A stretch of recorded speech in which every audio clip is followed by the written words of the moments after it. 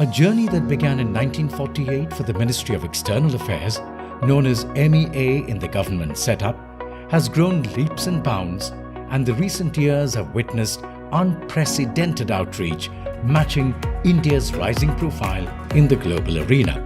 Today, MEA is at the forefront of contributing to India's new development paradigm.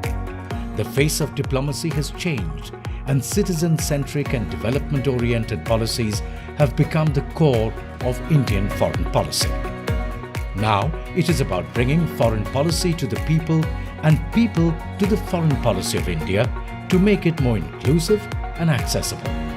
The changes that Indian diplomacy is undergoing is expressed in multiple ways.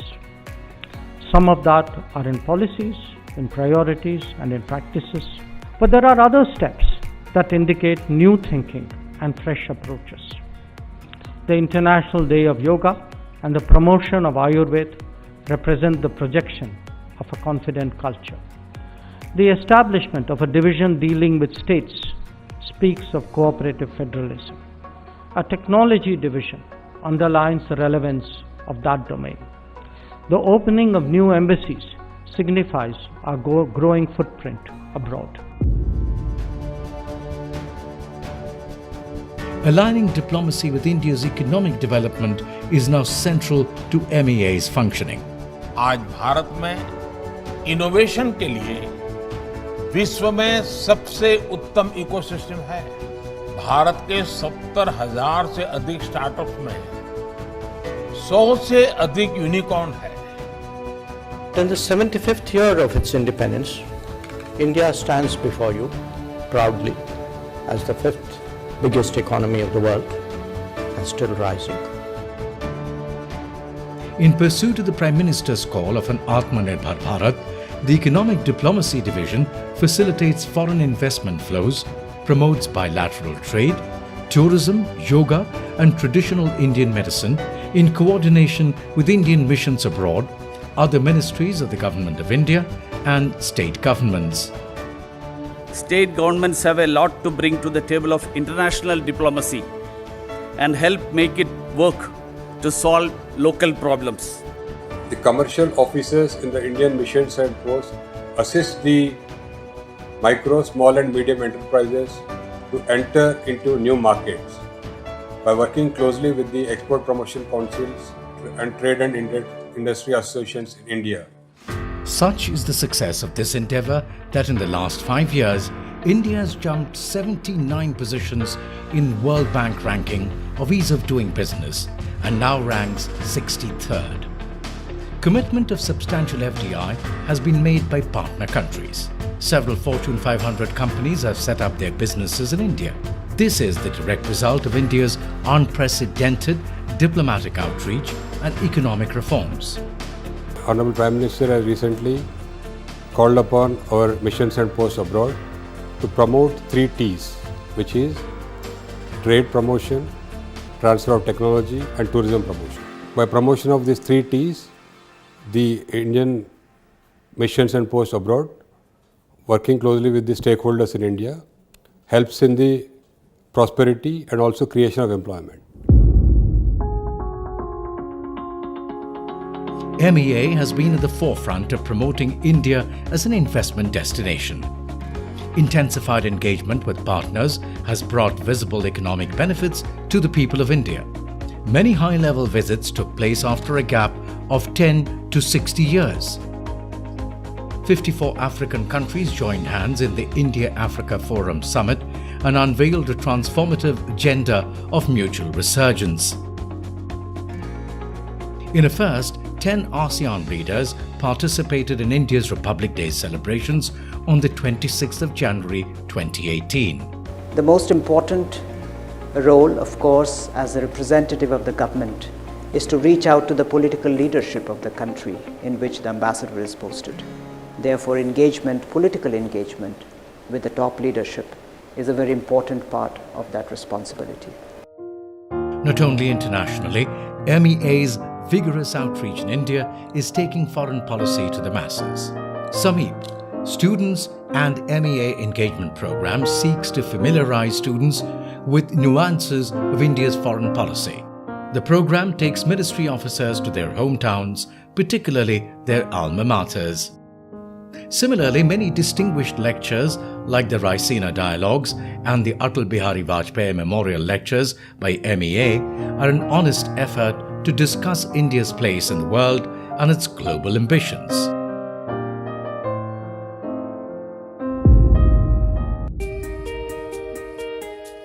The objective of a vibrant foreign policy is to keep our borders secure and forge partnerships with like-minded countries to ensure that we achieve a stable environment for the country's development. हम उस देश के वासी हैं जिसने दुनिया को युद्ध नहीं बुद्ध दिए हैं. India has been a leading voice against terrorism, piracy, drug trafficking, human trafficking and fake currency.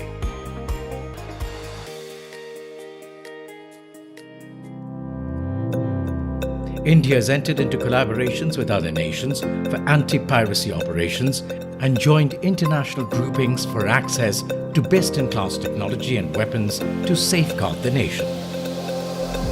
These relationships are further strengthened by joint military exercises.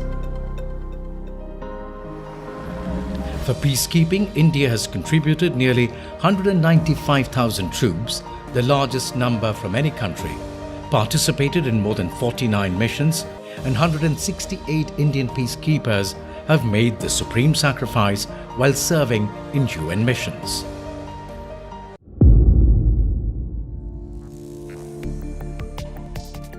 The Ministry of External Affairs constantly strives to ensure the energy security of the country.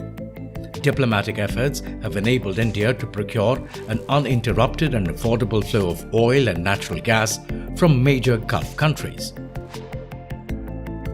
Past few years have witnessed India's extensive collaboration with energy-rich countries for developing alternate sources of energy. As part of our commitment to clean energy, India, together with France, proposed the International Solar Alliance for all countries between the tropics. Mr. Prime Minister, you made a dream, and we did it. With the United States signing the agreement on 10 November 2021 on the sidelines of COP26 in Glasgow, 112 countries have now signed the framework agreement of the ISA. LIFE यानी lifestyle for environment. आज जरूरत है कि हम सभी लोग एक साथ आकर कलेक्टिव पार्टिसिपेशन के साथ लाइफस्टाइल फॉर एनवायरमेंट यानी लाइफ को एक अभियान की तरह आगे बढ़ाएं. With Nepal, Bhutan and Bangladesh, India has developed hydropower projects so that excess power can be supplied to India's northeastern states. As far as hydroelectric power cooperation is concerned, I think there too India has played a big role. In fact, during the Prime Minister's visit, we will be launching a stamp marking 50 years of hydropower cooperation between India and Bhutan, beginning from Chukka, Tala, Kurichu and now Mangdechu, and going forward, looking forward to the Sankosh hydroelectric power project.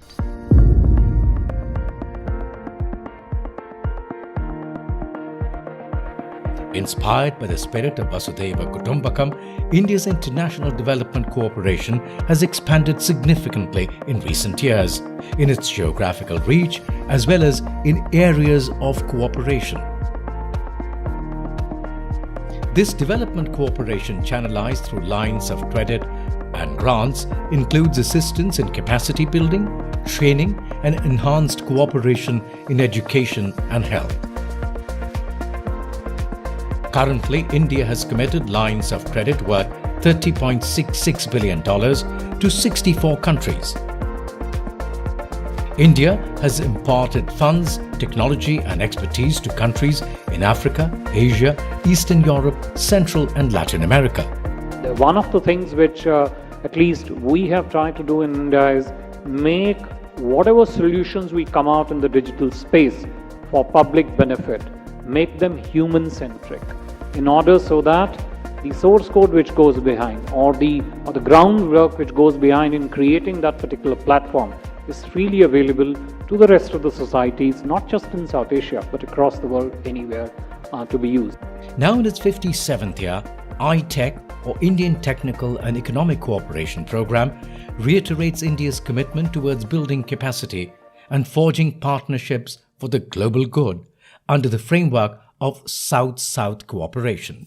The Vaccine Maitri initiative, another aspect of India's development cooperation, reinforced India's credentials as pharmacy of the world. India-made vaccines were sent to countries across the globe, with our neighbours Maldives and Bhutan becoming the first recipients in line with PM's Neighbourhood First policy.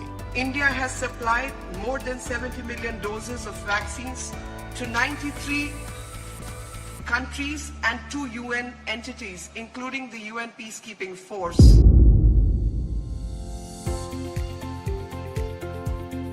PM Modi has inspired a number of soft power initiatives to further bolster India's image internationally. And working behind the scenes, augmenting the Prime Minister's dynamic vision, is the Indian Council for Cultural Relations, or ICCR. International Day of Yoga, more than 170 countries co-sponsoring the resolution, and now this is being done as a movement in all the countries, all the capital, all over the world. To mark 75 years of India's journey, ICCR, in coordination with missions and posts abroad, is celebrating Azadi Ka Amrit Mahotsav, showcasing India's glorious history, culture and achievements. Instead of now just only focusing on the traditional sense of art, and which was basically performing art and music and dance, etc., now we are moving ICCR into new areas. For example, we have craft, we have Indian cinema, we have cuisine. Working in collaboration with its 37 Indian Central Centres, ICCs abroad, and 18 regional centres, MEA is the nucleus not only for attracting cultural talent in different parts of the world, but also spearheading the various cultural events and initiatives in multiple countries throughout the year.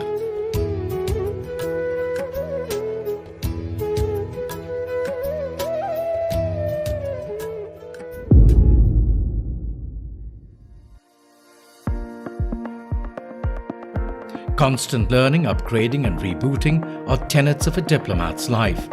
And the Sushma Swaraj Institute of Foreign Service plays a very crucial role in being an epicenter of growth and skill development throughout their career. We train Indian diplomats at different levels. The idea is to give them, impart them with skills, be they diplomatic skills, negotiation skills, media skills including social media, public speaking, and all that a diplomat requires. At the end of this training, they proceed for their language attachment to the various missions. Training of diplomats, section officers, accountants, heads of cultural mission, and now any personnel from other ministries going to the Indian missions and embassies abroad to take up assignments trains here. The second vertical, which is training of all foreign diplomats in India. This goes back to actually one of the fundamentals of our foreign policy and diplomacy, which is South-South cooperation. The course is really well structured with various programs such as Bharat Darshan and mission attachment, and also a lot of extracurricular activities. I must say that the program and its content brings to the fore new ideas and, in fact, new ideologies and perceptions about India.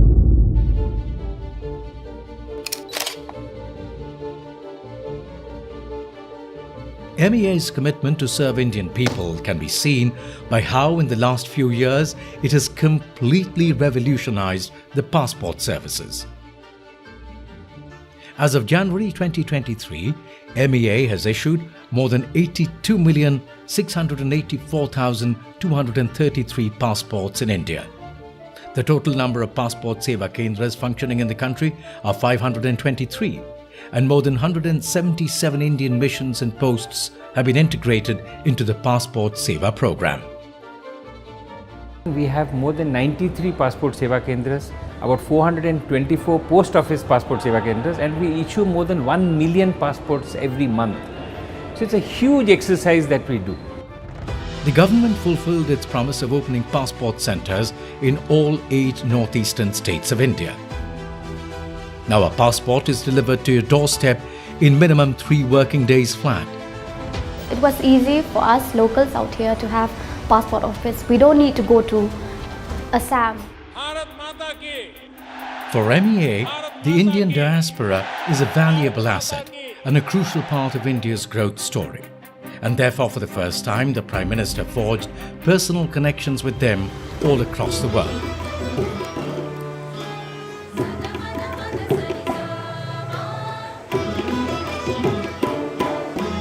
The Pravasi Bharatiya Divas, organised by MEA, further strengthens the engagement of the overseas Indian community and reconnects them with their roots. In the, I would say, memorable words of the Prime Minister at a legendary diaspora event, he said that "Hamara to khoon ka rishta hai, passport ka nahi."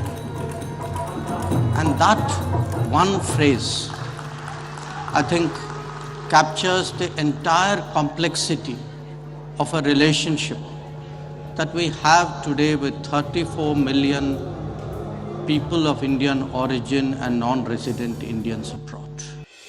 In the last 5 years, nearly 250,000 Indians were rescued from different parts of the world.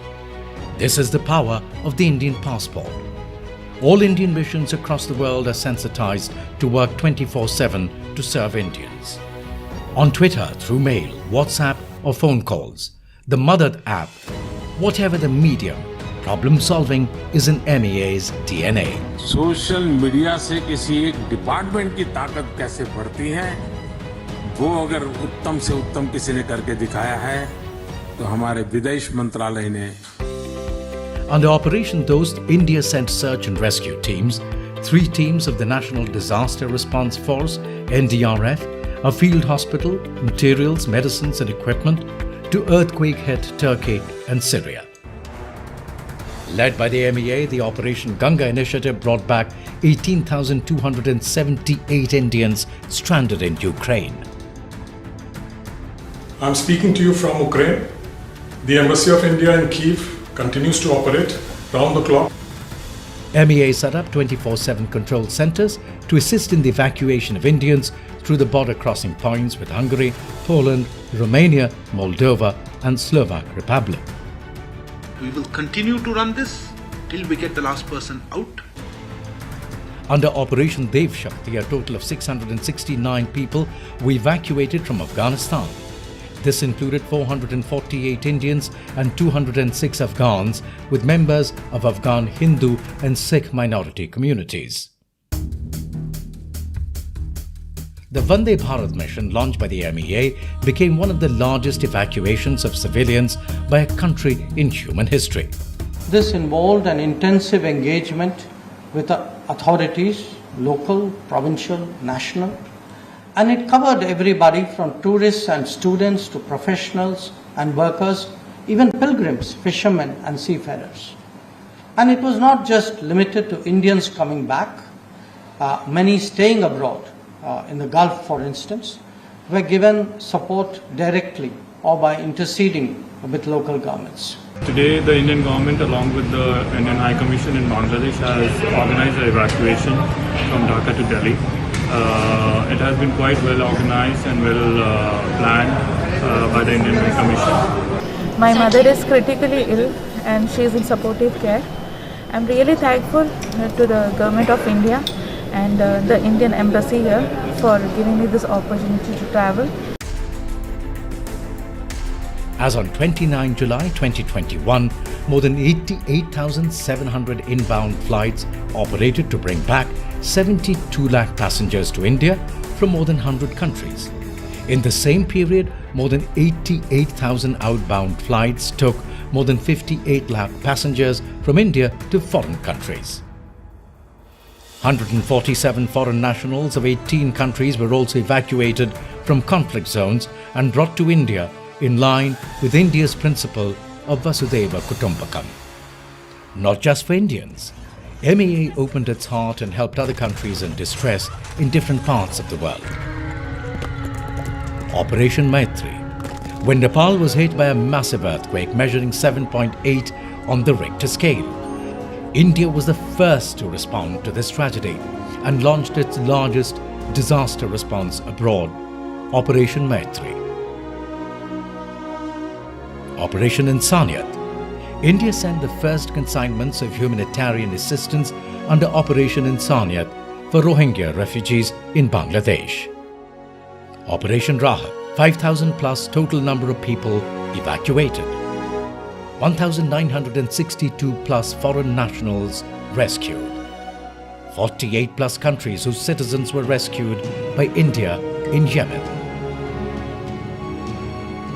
The first responder in extending assistance to neighboring countries in time of distress with resources, financing, and guidance. When India grows, the world grows. When India reforms, the world transforms. I think the India way would be a country which brings its capacities to bear on the international system for global good, which is a net security provider, which is a contributor to connectivity, which is firm in dealing with challenges like terrorism, which has its values and practices, which addresses global issues like climate change, to be more of a decider or a shaper rather than an abstainer. I would say India owes it to itself and to the world to be a just power, a fair power, to be a standard bearer for the South. I think it's part of our history, it's part of our political inheritance. I think India must live up to those obligations in a practical way and be the voice for the South.